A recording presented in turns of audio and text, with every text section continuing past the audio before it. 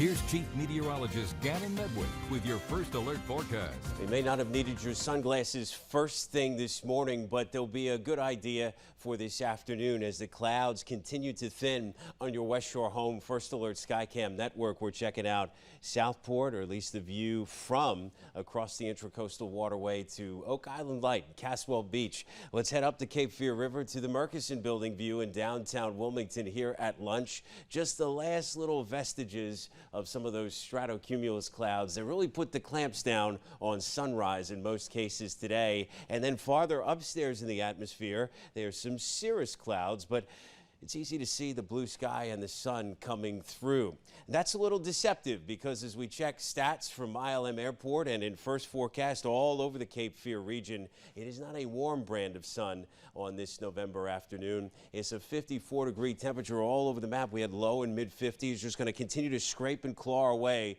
towards 60 degrees this afternoon. Our average highs in the mid-60s. Temperature is going to be operating a little below that average today and then well below average into tomorrow and Wednesday. The agent of chilling change would be these northwest winds that are going to continue to dig in over at least the next 24. So let's take you hour by hour with the temperatures. Middle of this afternoon, a lot of backyards and bus stops still hanging in the 50s. A couple of lucky ones may be able to sneak into the lower 60s. We know the sun goes down in a hurry this time of year, so it's easy to imagine that we're refrigerated in the 40s this evening. And first thing tomorrow, a whole menu of 30s across the Cape Fear region during Carolina in the morning time. Outlying areas may harbor some frost with this. Let's go forward hour by hour to 3 o'clock tomorrow afternoon. Lower 50s, about all we'll be able to muster despite a large complement of sun. And then going into tomorrow night with that lower jumping off place,